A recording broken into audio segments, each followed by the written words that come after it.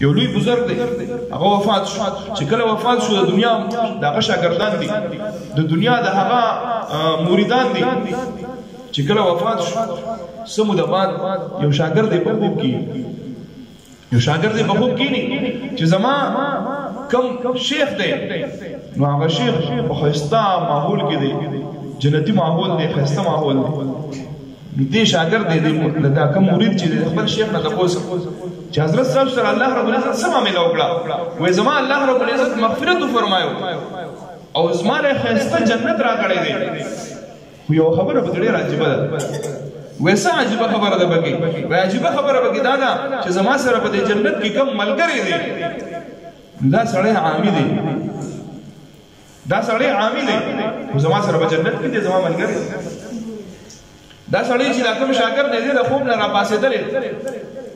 د خپل ملګرو ته د نور علماء ته دا خوب بیان کړي چې ما خپل مرشد خپل پیر سے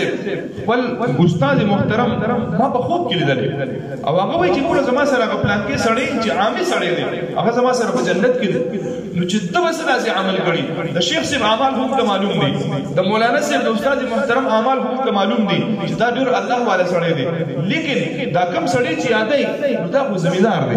دا خو ساده سړی دی چې د وسره نیکی کړي چې موږ هم هغه نیکی شروع دې تر ملګری ځان سره کړی او دغه عامي سړی په تلاش کې وځي هغه ته معلوم شوی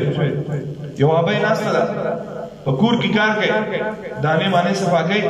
دو ورغلي دي سلام یې کړي ابای دې سلام اغسته بچي سره رااله وای ابای ستا خاون وفات شوی دی وای او بالکل زما خاون وفات شوی دی وای دا بس داسې نیکی و چې هغه مونږ خوب لیدلې دي ملګری او هغه په جنت کې دی او په جنت کې هم د دوی لوی بزرګ سره دی نو هغه وایي دا خو ما د دې ډېر نیک سړی دی خو دا خپل ځمیدار مې کوله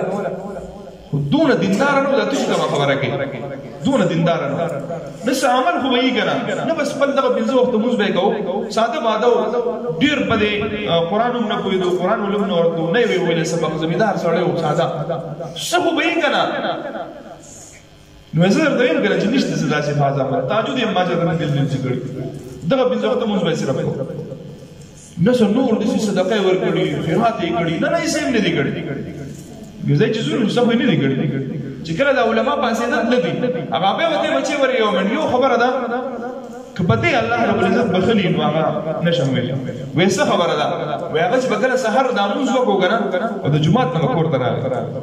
چې کله به سحر موږ وکړو د جمعه نه مکور درا نو دغه د بتاخچه کې قران مجید پروت دی نو دا قران مجید به راوغستو خو هغه قران نه ولستل قران ولا نه ورته ناظر ولا نه ورته نو دا قران مجید به راوغستو او دا صفی به کولا وهله او په یو آیت باندې به داسې کوتر راخوده او دا خبره به کوله چې اے الله زه به نه پوهیږم چې دا څه دی خو اے الله دا حق دی او دا سچ دی اے الله زه به نه پوهیږم چې دا څه دی اے الله خدا حق دی او دا سچ دی او دا قرآن به دا شان ولستو او جوړل به چې الله ما خو نه دی زه به نه پوهیږم خو چې بده کې څه دی دا ټول حق دی او دا سچ دی علماء ودای چې دغه وجه ده چې د قرآن سره دونه شوق او محبت چې اگر چې ویلې نو لیکن هغه ادب او احترام دغه په ځل کې دومره و د دې وجه نه الله رب العزت دا مغفرت فرمایلی